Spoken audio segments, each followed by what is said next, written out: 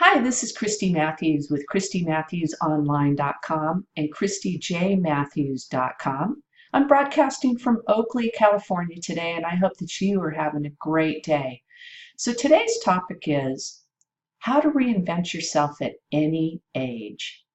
So there are many steps on how to do this, but I've identified 6 that I think are significant that you might appreciate, especially if you're a baby boomer.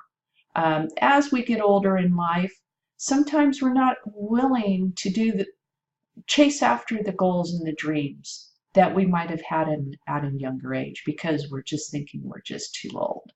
So folks, I'm here to tell you that is not true.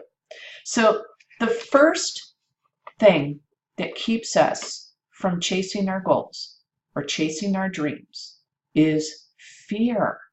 You know, fear is probably the most predominant emotion that we as humans face. And it can prevent us from making adjustments in our life that we need to make when we are going ahead and reinventing ourselves. When you think about it, especially as you get older in life and you've climbed the corporate ladder or you've had 3, 4 house changes over time. You've had the starter home, gone to the move up home, to the move up home, to the move up home, and you've achieved a certain level of status. When you're reinventing yourself and you're not willing to make adjustments in your life to help you accomplish that dream and accomplish that goal, it's going to be very, very difficult. So what you want to do is to allow yourself to make adjustments in your life. Allow yourself to start feeling uncomfortable. Once you get out of your comfort zone, then know that you're starting to go down the right track. You should feel a little weird about things, and that is normal, okay? Have those uncomfortable feelings. Get comfortable with feeling uncomfortable. You're going to, and by the way, if you're going to go down in failure, you might as well go down being you, right? Not somebody else's version of you or somebody else's limitations they've put on you. Go down being you. We've talked about failing forward in the past, but, go down in your own voice. And I'm not saying you're going to fail, but a lot of times we do fail because we don't do certain things, and we're going to talk about that here farther down in the next couple of points. So I just wanted to point that out to you. Go with all the gusto, and if you don't make it, at least you can pat yourself on the back and say, I did it my way. I did it in my own, by me being me, which is really, really cool. So, your real voice is tied to taking risks. We really want to try to simplify things when we're coming back to the fear example that I gave you, especially if you've had, certain level of successes as you've gotten older in life. You keep things simple. And I'm looking down, folks, because I've got notes here and I want to stay on track for you. So I think what we need to do is simplify our standards, especially when we have gone through the success ladder in life. We have we've become exposed to certain things that we think should be, and it's okay to minimize the standards. When we're younger in life, our standards are far fewer than what it is when we're older in life. So let's look back to simplifying the standards, take the pressure off of us, and reward ourselves with moments rather than long-term goals. Because if you can think about being at a younger age, it's always been the moments that got us to the long-term goals. The moments are our trophies in life, folks, okay? And those are the things that we can go ahead and build off of. Build off the moments. Those moments will give us our long-term plan. It gives us a roadmap of what's working and what's not working. So, the 40-hour work week, believe it or not, is probably our best platform to design our entrepreneurial career. And let me explain this. See, baby boomers have an advantage there. Most of us have come from that world. We came from the PC world, the pre-internet world. We had to go out there and do the 8 to 5. We had to work for the man, most of us. Some got to be their own business person. It wasn't as easy as it is now. And what being on an 8 to 5 job teaches you is the tasks and routines that must be done daily, even on an hourly basis. So when you could go ahead and take that same mindset into your entrepreneurial space, I guarantee that if you are a new entrepreneur and you sit down and you've had the 40-hour work week experience and you're sitting down within that first hour and you're sitting there going, I wonder what I need to do. You need to reevaluate what you are doing, because just like an 8 to 5 job, you go in there every day, you know exactly what you need to do at a certain time and have a completion by a certain time. In our online space, that's called a DMO, a daily method of operation.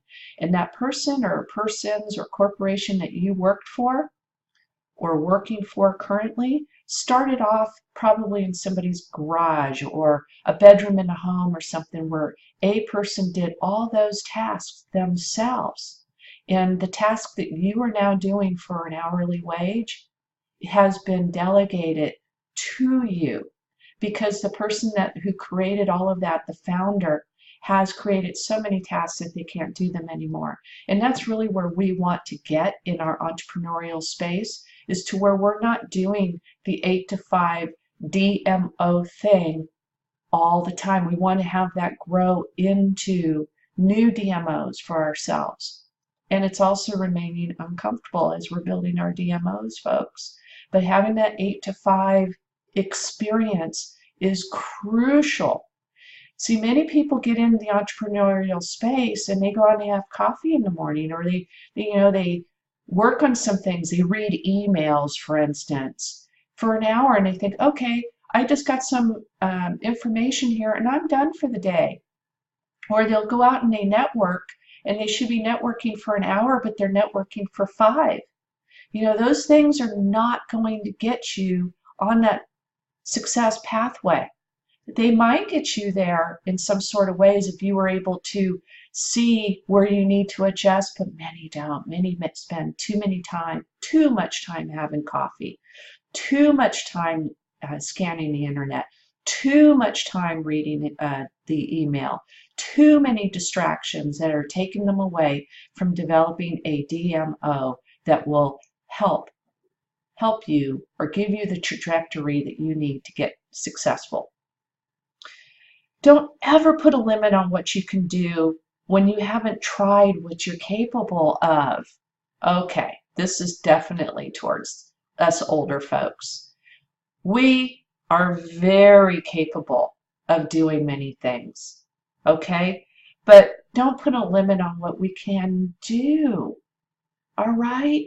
With the internet here, some of us have developed physical disabilities, okay? But we have our mental capabilities available. And with the internet, oh my gosh, there's so many opportunities and things that we can do that maybe 30, 40 years ago we couldn't do, because most of our efforts and time, sorry about my shirt there, most of our requirements were more of a physical nature than it is of a mental nature.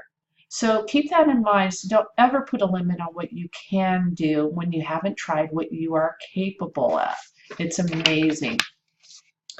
You want to realize that life is about you. It's not about who you are married to, who you dated, or who your kids are.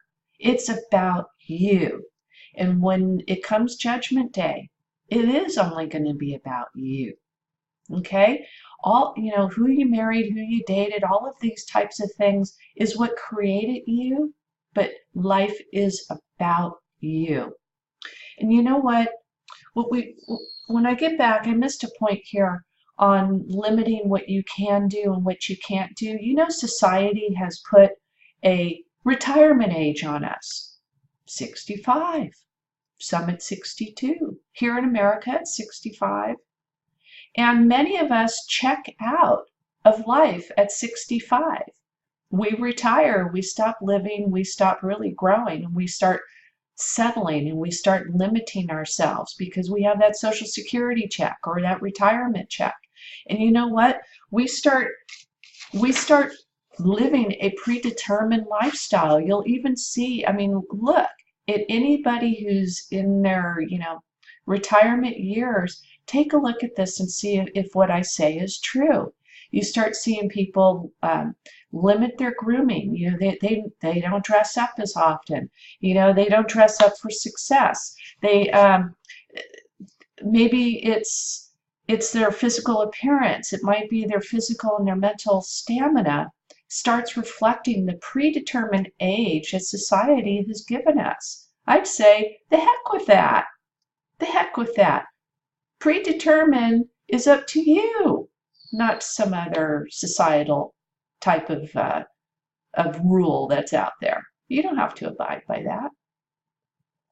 And you have to leave the hood to be successful, folks. Get out of your comfort zone. In other words, whatever you've grown accustomed to, write down why you want to be successful in whatever endeavor at this point in time in your life. Why is that? And get out of your hood. Get out of your comfort zone. And you want to surround yourself with people who will not only tell you what you can do and what you're good at, but they'll also be able to tell you that what you're average at.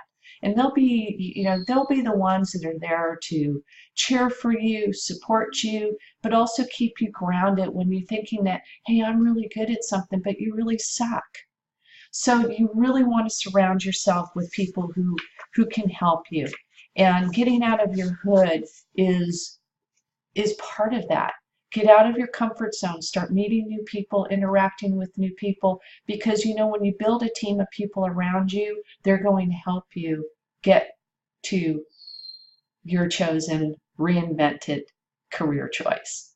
So I hope that you got some value from today's video, and leave me some comments or two. And if you'd like to get some more content like this, on either website, the ChristyMatthewsOnline.com website is loaded with dynamic content like this. It changes on a day-to-day basis. And my ChristyJMatthews.com site is more blog post, content-related type of things, more my own spin and flavor on things. So feel free to check them both out. I'd love to have you spend some time with me, and I really do appreciate you spending time with me at this moment. And I hope that you have a great day, and we'll see you next time.